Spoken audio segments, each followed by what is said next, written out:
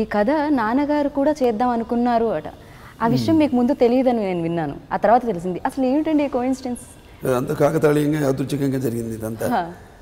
నేను కూడా 100వ సినిమా ఎటువంటి సినిమా చేయాలి అన్న ఒక క్లిష్ట పరిస్థితుల్లో ఉన్నప్పుడు, సతమతం అవుతున్నప్పుడు, నాలో నేను ఒక కాన్ఫ్లిక్ట్ జరుగుతున్నప్పుడు, అంతర్యుద్ధం జరుగుతున్నప్పుడు ఎన్నో కథలు వినడం జరిగినాయి. కొన్ని నచ్చలేదు, కొన్ని ఏమో నా 100వ చిత్రం స్థాయికి అనిపించలేదు. సరే ఒక్క కథ నేనే అనుకుని ఏదో చేసుకుంటున్నాను, రైతు అని అప్పుడు అనుకుని కృష్ణవంశీ గారి డైరెక్షన్లో అనుకుని జరుగుతూ ఉండింది. సడన్గా కవర్ పెట్టాను నేను కలవాలని. అంతకుముందు పరిచయం కూడా ఎప్పుడన్నా ఫంక్షన్స్లో అది కలవడం అంత ఇది కూడా లేదు మాకు, అటాచ్మెంట్ కానీ ఎటువంటి. సరే ఇట్లా చెప్పారు, ఒక ఎవరి ద్వారా అయితే కబురు పంపారో అట్లా ఒక అద్భుతమైన సబ్జెక్టు అనుకుంటున్నాను, వచ్చి డిస్కస్ చేస్తాను. సరే అన్నాను. ఆయన రావడం జరిగింది, కలిశారు, చెప్పారు ఇట్లా గౌతమి పుత్ర శాతకర్ణి అనుకుంటున్నామని. మరి కథగా కంటే కూడా ఆయన ఉన్న ఎంతూసియాజం రాగానే చెప్పడం, ఇంకోటేమో ఒక తెలియని ఒక వీరుని గాథ.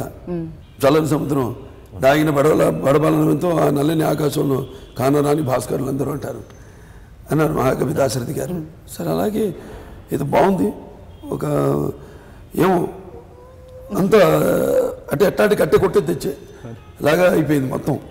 అంతే, ఎక్కువసేపు కలవలేదు, ఒక 10 నిమిషాలు అనుకుంటా ఫస్ట్ మీటింగ్. అంతే, అంటే సినిమా ఎంత ఫాస్ట్ గా తీసేశారో చెప్పడం కూడా, ఎస్ చేస్తున్నాను సినిమా అన్నాను. అంతే అంతే దయవచ్చాది. అలాగే అసలు షూటింగ్ కూడా ఇప్పుడు అయిపోయి సినిమా విడుదల రేపు 12 విడుదల అవుతుందంటే కూడా డ్రీమ్ కమ్ ట్రూ. అప్పుడు అయిపోయింది సినిమా. అనగా మొన్న మేము అంటే మొరొక వెళ్ళినట్టో లేకపోతే జార్జియాలో షూట్ చేసి ఇన్ని లొకేషన్స్లో చేసాం. అలాగే మధ్యప్రదేశ్ మహేశ్వర్లో షూటింగ్ చేసాం, ఆల్మోస్ట్ 4 రోజులు షూటింగ్ చేసాం అక్కడ. సరే ఏంటో అంతా ఒక కళలాగా అయిపోయింది మొత్తం. సో ఇంత తొందరగా సినిమా, ఇంత పెద్ద చిత్రం ఇంత తొందరగా అవ్వడం, అండ్ ఏదైతే నాకు తెలియదు ముందు ఈ చిత్రం నాన్నగారు చేయాలనుకున్నారని, తర్వాత మా కొమ్మని అంతా బయట పెట్టారు. ప్రదీప్ గారిని ఒక ఆయన, అలాగే ప్రసాద్ గారిని. సో ఇది ఎలా జరిగింది అంటే ముందు అంటే ముందు ఆయన అనుకున్నారని నాకు తెలిసిన, ఆయన అనుకున్నారు కాబట్టి చేశాను అనుకోవడం, అది ఒక తండ్రిగా ఆయన అనుకున్నారు, నేను చేస్తున్నాను ఆ అది వేరు, ఆ ప్రేరణ వేరు. ఇది అలా కాకుండా అంతా ఈయనొచ్చి చెప్పడం, అడగడం, ఆ సినిమా అనుకుంటున్నాను అనడం, నేను అలాగే అనడం, తర్వాత నాకు తెలియడం నాన్నగారి సినిమా చేద్దాం అనుకున్నారని. I started believing more. అంతకుముందు నేను నమ్మకాలు ఉండేవి, బట్ ఇది ఒక ముహూర్త బలం కావచ్చు, వాట్స్ గాడ్స్ బ్లెస్సింగ్ అనేది ఈ సినిమాలో నిన్నగాక మొన్న అక్కడ నేను కథ చెప్పినట్టుందండి. Extraordinary journey actually, one of the great years in my life. అంటే అంటారు పరహితము చేయవాడేవాడు పరహితముడగు భూత పంచకముకున్, పరహితమే పరమ ధర్మము, పరహితములకు ఎదురు లేదు సర్వేందు ముఖి అని. అలాగే అన్నీ మొత్తం ఈ సినిమాకి ఒకటి కాదు, పరహితము చేయనప్పుడు పరహితముడగు భూత పంచకముకున్, భూత అంటే పంచభూతాలని. అలాగే అందరు బ్లెస్సింగ్స్, పంచభూతాలు అయితే, అష్టదిక్కులు అయితేనేమి, శాతకర్ణి అయితేనేమి, గౌతమి బాలశ్రీ గారు అయితేనేమి, వాళ్ళందరూ కూడా వాళ్ళు ఎందుకంటే చారిత్రాత్మకంగా వాళ్ళ గురించి మనకు తెలిసింది చాలా తక్కువ.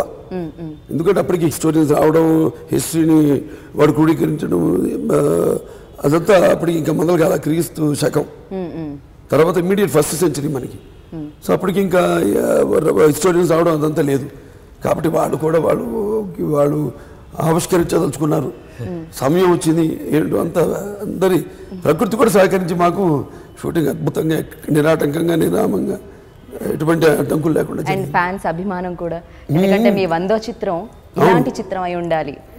ఎందుకంటే నేను ఎప్పుడు అంటాను, వాళ్ళు నేను ఒక యువరత్నంగా పిలువబడుతున్నా, లేకపోతే ఒక నరసింహంగా పిలువబడుతున్నా, అదంతా మా అమ్మగారి ఆశల చలువ, మా నాన్నగారి ఆశీస్సుల చలువ, నా అభిమానుల చలువ అని ఇప్పుడు అంటుంటాను.